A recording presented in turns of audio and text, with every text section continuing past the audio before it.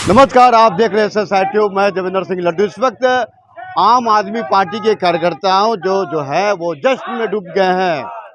राष्ट्रीय पार्टी घोषणा होते ही पटना सिटी और पटना के जो भी कार्यकर्ता हैं, जो सदस्य हैं, जश्न में है और खूब उत्साहित हैं और साथ ही पूरे पटना शहर वासियों को लख लख बधाई भी दे रहे हैं।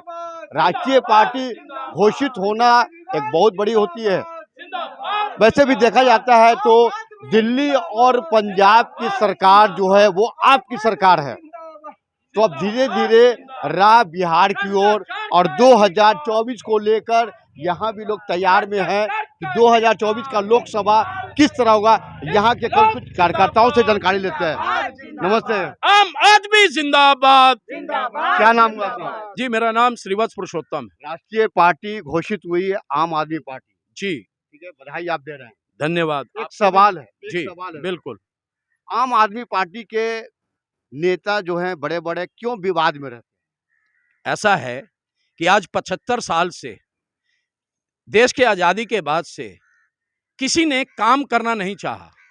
आपने देखा है कि विगत 8-9 वर्षों में जो दिल्ली में काम हुआ है, शिक्षा पे, स्वास्थ्य पे, आज ये तय है कि इन लोगों ने, नेताओं ने कभी भी चाहा ही नहीं कि हमारे बच्चे, गरीब के बच्चे, अंतिम पंक्ति में समाज में खड़ा हुआ बच्चा वो शिक्षित हो, क्योंकि वो शिक्षित होगा तो वो हमसे और आपसे सफेद पोशों से सवाल पूछने लगेगा। ये काम जो 8 साल में हुआ, आपने देखा होगा कि जब से शिक्षा और स्वास्थ्य के ऊपर दिल्ली में केजरीवाल जी ने फोकस किया है, तो ठीक है, अच्छी बात है कि एक दूसरे से सीख के किसी ने कहीं कहीं ये काम शुरू हुआ है। बहुत ऐसे राज्य हैं, आपने देखा होगा महाराष्ट्र से, कर्नाटक से, केरल से, बहुत ऐसे राज्य हैं जहाँ से कोई शिक्षा मंत्री, कोई बिजली मंत्री आके हमारे यहाँ दिल्ली में देख के गया है कि ये क्या मॉडल है, ये मोहल्ला क्लिनिक का मॉडल क्या है, तो ये हमसे सीखे हैं। हम भी, ऐसा नहीं कि अरविंद केजरीवाल ने भी, जब हम एमसीडी में पहली बार सरकार बनाए तो सबसे पहले इन्होंने इंदौर भेजा अपनी एमसीडी टीम को, जिसमें उन्होंने 5 विधायकों को, जिसमें हमारे प्रभारी अजेश यादव जी भी थे, उस कमेटी के मेंबर, ये लोग इंदौर गए। क्यों गए? कि इंदौर पिछले 3 सालों से स्वच्छता में नंबर 1 आता है, तो उनसे ये सीखने गए। राज्यसभा के सांसद है, अक्सर बयान देकर वो फंसते आते हैं। वो सही बयान देते हैं, वो संसद के शेर कहलाते हैं, तो वो उनमें इतना गट्स है कि वो सच्चाई को सामने लाते हैं। उन्होंने जितने भी भ्रष्टाचारी हैं जो बीजेपी के शह में हैं, एक एक करके सबकी पोल खोली है। तो संजय सिंह जी तो जो भी कहते हैं, आप सब का तथ्य देख लीजिए और सबकी सच्चाई का खुद ही आप आकलन कर लीजिए, आपको एक एक चीज सच मिलेगा। क्या मनीष सिसोदिया पाक साफ है? बिल्कुल।